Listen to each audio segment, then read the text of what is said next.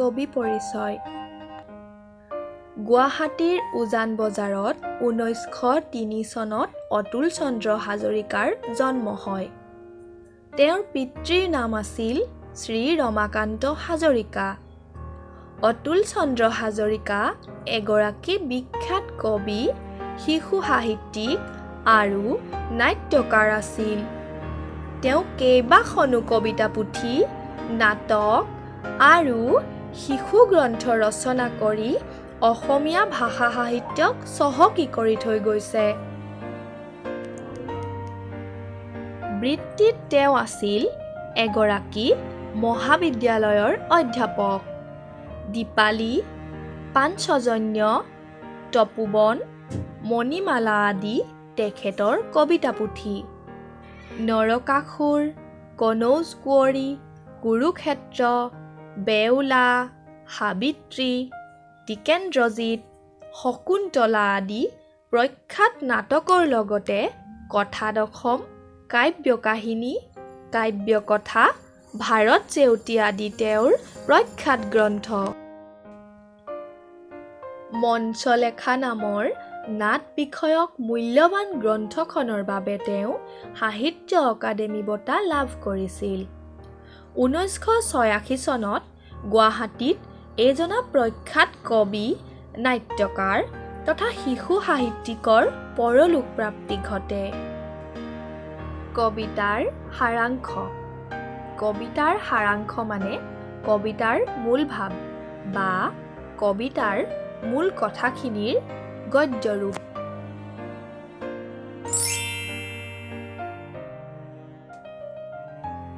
কবিৰ মনত তেওঁ উপজা গাঁওখন বৰ ধুনীয়া আৰু মনোমোহা। পদূলিমুখত ফুলি থকা গধূলি গোপাল, তামোল পানেৰে ভৰা বাৰী, ৰাজহাঁহ চৰি থকা পুখুৰী, মৌৱে বাহ লোৱা ঔগছ, গছে বনে বগাই ফুৰা চৰাই চিৰিকটি, বিবিধ ফুল, পখিলা, গৰুৰে ভৰি থকা গোহালিৰে সৈতে ঘৰখন আৰু গাঁওখন অতি শুৱনি।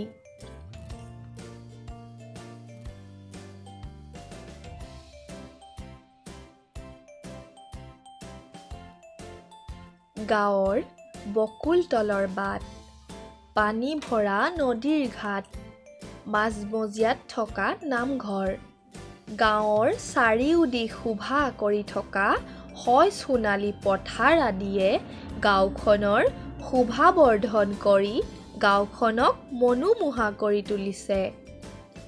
এনে মনোমোহা গাঁওখনতে ৰহিম, মহিম, পদুমী, কদমী আদিয়ে ঐক্য সংহতি ৰক্ষা কৰি মিলি জুলি বাস কৰে।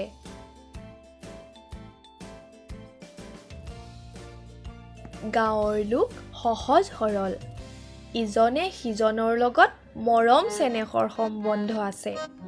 এইবোৰে গাঁৱৰ জীৱন সকলোৰে বাবে সুখকৰ, আকৰ্ষণীয় আৰু মৰম চেনেহৰ হাতস্বৰূপ কৰি তুলিছে। এনেবোৰ কাৰণতে কবিয়ে উপজা গাঁওখনক প্ৰাণ ভৰি ভাল পায় আৰু ইয়াৰ স্বাভাৱিক প্ৰাকৃতিক ৰূপত মুগ্ধ হয়।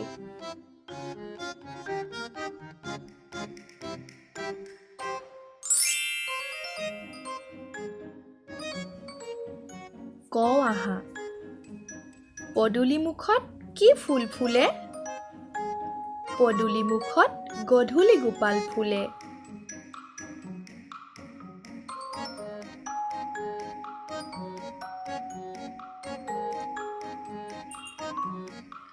গাঁৱৰ পুখুৰীত কি হাঁহ চৰে? গাঁৱৰ পুখুৰীত ৰাজহাঁহ চৰে। পথাৰখন দেখিবলৈ কেনেকুৱা? পথাৰখন দেখিবলৈ সোণালী ৰঙৰ।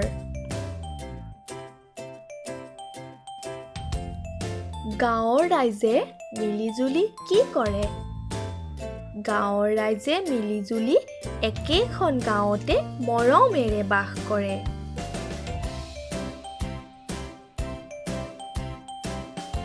কি শুৱনি বস্তুৰে গাঁওখন ভৰি আছে। গাঁওখন ভৰি থকা শুৱনি বস্তুবোৰ হ'ল ঘৰ-বাৰী, পদূলিমুখত ফুলি থকা ফুল, ৰাজহাঁহ চৰি থকা পুখুৰী, তামোল পাণৰ বাৰী, পকা ধানৰ সোণালী পথাৰ, নান আৱৰণীয়া ফুল, পখিলা, গোহালি ভৰা গৰু, পানী ভৰা নৈৰ ঘাট, বকুল তলৰ বাট আৰু সহজ সৰল জীৱন যাপন কৰা মানুহবোৰৰ মাজত থকা মিলা-প্ৰীতি।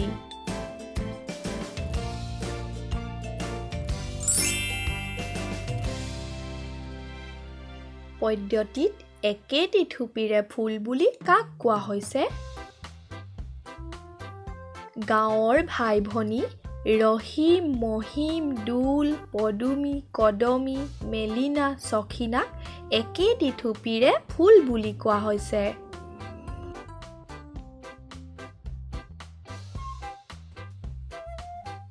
আমাৰ গাঁও পদ্যটিৰ প্ৰথম ৮ শাৰীৰ কথাখিনি নিজৰ কথাৰে কোৱা। গাঁওখন শুৱনি ঘৰ-বাৰীৰে ভৰা। পদূলিমুখত গধূলি গোপালে শোভা কৰি থাকে। তামোল পাণেৰে ভৰি থাকে শুৱনি বাৰীখন। সোণ বৰণীয়া পকা ধানেৰে ভৰি থকা পথাৰখনৰ ৰূপত মানুহৰ মন প্ৰাণ আনন্দিত হয়। এইসমূহৰ সমাহাৰত গাঁৱৰ প্ৰাকৃতিক শোভা মনোমুগ্ধ হৈ উঠে।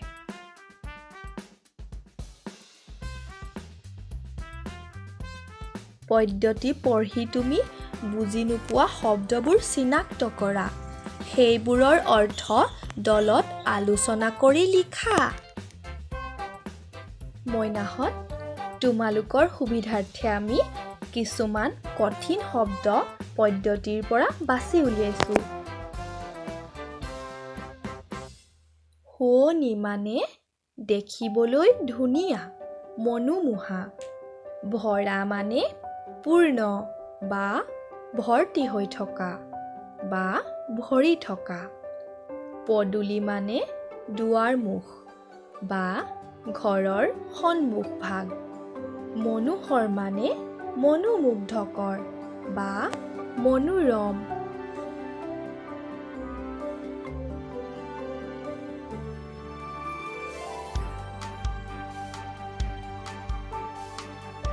চৰে মানে বিচৰণ কৰে।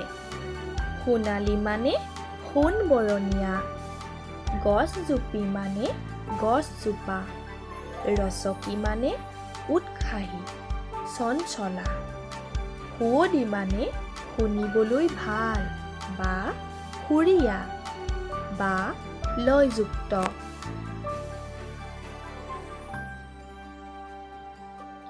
গয়ালোক মানে গাঁৱলীয়া মানুহ। মিলিজুলি মানে সমিল মিল। সবে মানে সকলোৱে। হাট মানে বজাৰ। নামঘৰ মানে প্ৰাৰ্থনা গৃহ।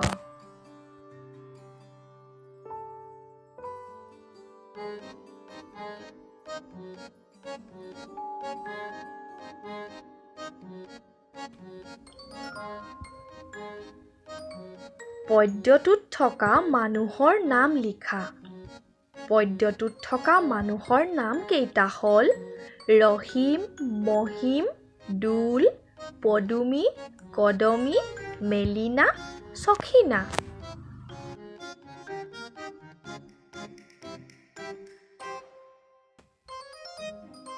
পদ্যটোত থকা শুৱনি বস্তুবোৰৰ নাম লিখা।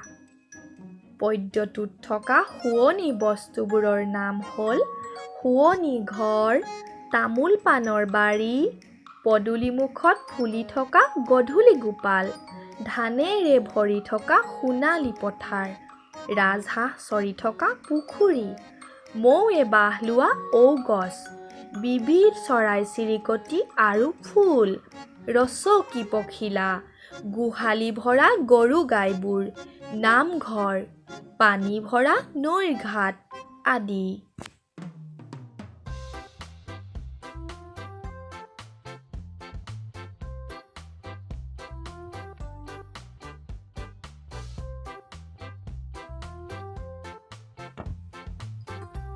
পদ্যটোত বিচাৰি উলিয়াই লিখা। ৰ আখৰটো প্ৰথমতে থকা শব্দ ৰাজহাঁহ, ৰহিম, ৰচকী।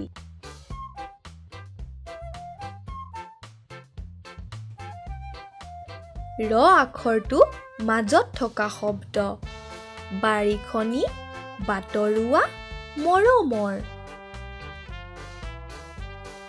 ৰ আখৰটো শেষত থকা শব্দ আমাৰ, ভৰা, মনোহৰ, পথাৰ।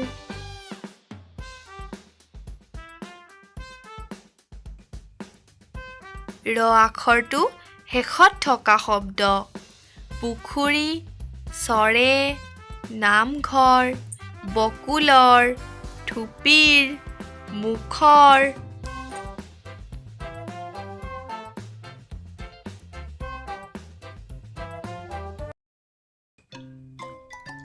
তলত দিয়া প্ৰতিটো শব্দৰে দুটাকৈ বাক্য সাজোৱা হা। শব্দবোৰ হ'ল শুৱনি, মনোহৰ, ৰচকী, মিলিজুলি। শুৱনি, আমাৰ গাঁওখন অতি শুৱনি, হৰিণাৰ চকুজুৰি শুৱনি।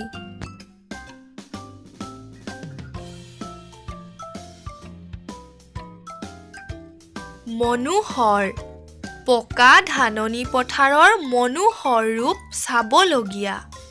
অসমৰ মনোহৰ প্ৰাকৃতিক ৰূপে মানুহক মুগ্ধ কৰে। ৰচকী, সুনীতা এগৰাকী ৰচকী ছোৱালী। ৰচকী পখিলাই ফুলে ফুলে উৰি ফুৰে। মিলিজুলি, গাঁৱত মানুহে মিলিজুলি বসবাস কৰে। সকলোৱে মিলিজুলি থাকিলে সমাজত শান্তি বিৰাজ কৰে।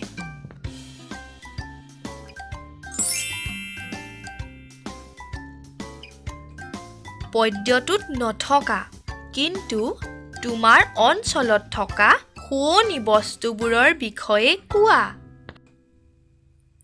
পদ্যটোত নথকা কিন্তু আমাৰ অঞ্চলত থকা শুৱনি বস্তুবোৰ হ'ল সেউজীয়া দলিচা যেন লগা গাঁৱৰ সন্মুখৰ গোচৰণীয়া পথাৰ, নামঘৰৰ সন্মুখৰ প্ৰকাণ্ড বকুল গছজোপা, বিদ্যালয়ৰ ফুলনি বাগিচাখন, গছ-গছনি, ফুলনিৰে আবৃত গাঁৱৰ বিষ্ণু মন্দিৰটো আদি।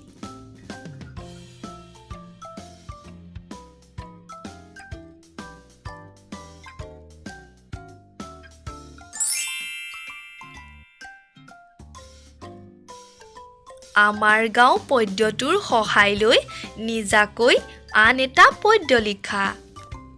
মইনাসকল, তোমালোকৰ সুবিধাৰ্থে উদাহৰণস্বৰূপে আমি এটি নিজাকৈ কবিতা লিখিছোঁ।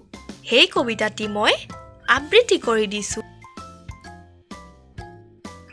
মোৰ গাঁও। উপজা গাঁওখনি মোৰ অতি মৰমৰ, সকলো আপুনিয়াত নাই কোনো পৰ। আলিমিলি বৰ ফুকন দাস তাঁতি বৰা, সকলোৱে মিলি গঢ়ো সম্প্ৰীতিৰ চৰা।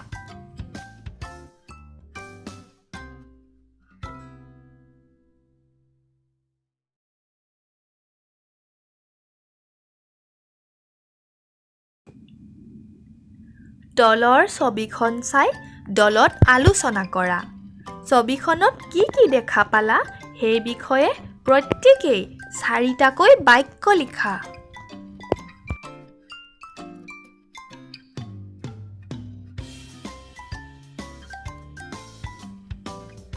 ছবিখনত গছ-গছনি থকা মুকলি আলিবাটৰ কাষত ফল-মূল বিক্ৰী কৰি থকা মানুহজন দেখা গৈছে।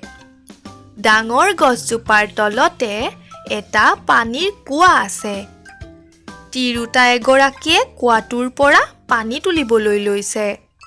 কেইজনমান বিক্ৰেতাই গ্ৰাহকক ফল-মূল বিক্ৰী কৰি থকা দেখা গৈছে।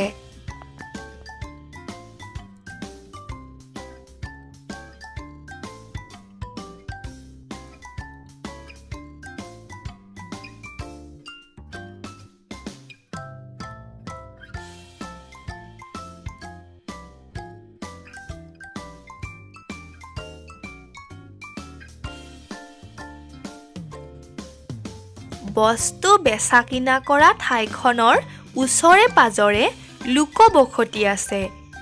লোকবসতিত গোহালিৰ কাষত গৰুও দেখা গৈছে। ইয়াৰ পৰা বস্তু বেচা কিনা কৰা ঠাইখন গাঁৱলীয়া অঞ্চলত বুলি বুজিব পাৰি।